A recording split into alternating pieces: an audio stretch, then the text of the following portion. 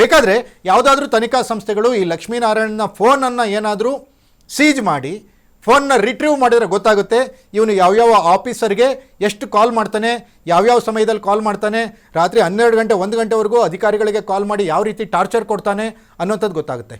ಅಷ್ಟಕ್ಕೂ ಯಾರಪ್ಪ ಈ ಲಕ್ಷ್ಮೀನಾರಾಯಣ ಅಂತ ನೋಡೋದಾದರೆ ಈ ಶ್ರೀಮತಿ ಮಹದೇವಪ್ಪನವರು, ಅಂದರೆ ಮಹದೇವಪ್ಪನವರ ಶ್ರೀಮತಿ ಏನಿದ್ದಾರೆ ಅವರ ಸಂಬಂಧಿ ಈ ಲಕ್ಷ್ಮೀನಾರಾಯಣ ಅನ್ನೋದು ಗೊತ್ತಾಗ್ತಾ ಇದೆ. ಈ ಲಕ್ಷ್ಮೀನಾರಾಯಣ ಸರ್ಕಾರಿ ಕಾರನ್ನೇ ಬಳಸ್ತಾನೆ.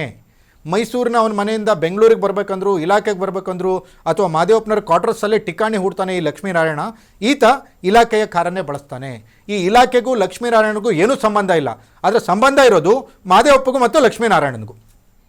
ಎಚ್ ಸಿ ಮಹದೇವಪ್ಪ ಈ ಲಕ್ಷ್ಮೀನಾರಾಯಣನ ಬಿಟ್ಟು ಡೀಲ್ ಮಾಡಿಸೋದು. ಇದಕ್ಕೆ ಸುನೀಲ್ ಬೋಸ್ ಅವರ ಕುಮ್ಮಕ್ಕು ಇದೆ ಅನ್ನೋಂಥದ್ದು ಈಗ ಆಲ್ರೆಡಿ ರಾಜಕೀಯವಾಗಿ ಕೇಳಿಬರ್ತಾ ಇರುವಂಥ ಮಾತುಗಳು. ಅಷ್ಟಕ್ಕೂ ಸುನೀಲ್ ಬೋಸ್ ಯಾಕೆ ಈ ಲಕ್ಷ್ಮೀನಾರಾಯಣನ ಅಷ್ಟು ಹತ್ರ ಬಿಟ್ಕೋತಾರೆ? ಯಾಕೆ ಈ ಲಕ್ಷ್ಮೀನಾರಾಯಣನ ಥ್ರೂನೇ ವ್ಯವಹಾರ ಮಾಡ್ತಾರೆ? ಯಾಕೆ ಮಹದೇವಪ್ಪನವರ ಹೆಸರು ಇಷ್ಟ ಹಾಳಾಗಲಿಕ್ಕೆ ಲಕ್ಷ್ಮೀನಾರಾಯಣ ಕಾರಣ ಅನ್ನೋದಾದರೂ ಅವನನ್ನು ಕಿಕ್ಔಟ್ ಮಾಡಿಲ್ಲ?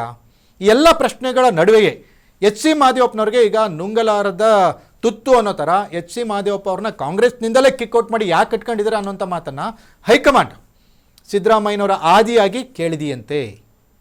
ಸಿದ್ದರಾಮಯ್ಯನವರು ಈ ಎಲ್ಲ ವಿಷಯಗಳನ್ನು ಕೇಳಿ ಎಂತೆಂಥವ್ರನ್ನ ನಾನು ಇಟ್ಕೊಂಡ್ಬಿಟ್ನಪ್ಪ ಅನ್ನೋಂಥದ್ದು ಅವರೀಗ ಇರಿಸ್ಮುರಿಸ್ಕೊಂಡಿದ್ದಾರೆ ಅನ್ನೋದು. ಅಹಿಂದ ನಾಯಕ ಸಿದ್ದರಾಮಯ್ಯನವರಿಗೆ ಅಹಿಂದ ಬೆಂಬಲವಾಗಿ ನಿಂತಹ ಜಮೀರ್ ಅಹಮದ್ ಖಾನ್ ಪಕ್ಷ ವಿರೋಧಿ ಚಟುವಟಿಕೆ ಆಡಿಯೋಗಳು ಬಂದ ಹಿನ್ನೆಲೆಯಲ್ಲಿ ಮೊದಲ ಬಾರಿಗೆ ಮಂತ್ರಿ ಸ್ಥಾನ ಸಿಗಲಿಲ್ಲ.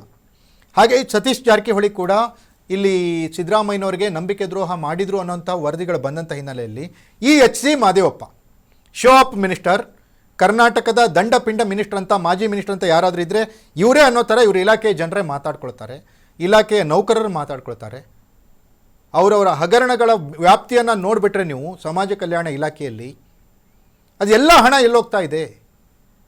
ಸಮಾಜ ಕಲ್ಯಾಣ ಇಲಾಖೆಯ ಸ್ಕೂಲ್ ಕಾಲೇಜುಗಳಿಗೆ ಬೇಕಾಗುವಂತಹ ಎಲ್ಲ ವಿಚಾರಗಳ ಟೆಂಡರ್ ಪ್ರಕ್ರಿಯೆಗಳಲ್ಲಿ 15% ನೇರವಾಗಿ ಮಿನಿಸ್ಟ್ರ್ ಹೆಸರು ಹೇಳಿ ತಗೊಳ್ಳೋಂಥ ಬ್ರೋಕರ್ಗಳನ್ನು ಈ ಮಹದೇವಪ್ಪ ಇಟ್ಕೊಂಡಿದ್ದಾರೆ. ಅವ್ರಿಗೆ ಇನ್ನೂ ಹೆಚ್ಚಿನ ಸಾಕ್ಷ್ಯಗಳು ಬೇಕು ಅಂದಲ್ಲಿ ಬೇಕಾದ್ರೆ ಸಾಕ್ಷ್ಯಗಳನ್ನು ಕೂಡ ಫೋಕಸ್ ಟಿವಿ ಕೊಡಲಿಕ್ಕೆ ತಯಾರಿದೆ. ಯಾವ ರೀತಿ, ಯಾರಿಂದ ವಸೂಲಿ ಮಾಡಿದ್ದಾರೆ, ಎಲ್ಲಿ ವಸೂಲಿ ಮಾಡಿದ್ದಾರೆ, ಯಾವ ಹೋಟೆಲಲ್ಲಿ ವಸೂಲಿ ಮಾಡಿದ್ದಾರೆ ಅನ್ನೋಂಥ ದಾಖಲೆಗಳನ್ನು ಕೂಡ ಕೊಡಲಿಕ್ಕೆ ಫೋಕಸ್ ಟಿವಿ ರೆಡಿ ಇದೆ. ಮಹದೇವಪ್ಪನವರ ಹೆಸರನ್ನು ಯಾವ ರೀತಿ ಬಳಸ್ಕೋತಾರೆ ಅನ್ನೋದು ಕೂಡ ಫೋಕಸ್ ಟಿವಿ ಕೊಡಲಿಕ್ಕೆ ರೆಡಿ ಇದೆ. ಫೋಕಸ್ ಟಿವಿ ಬಳಿ ಇದೆ.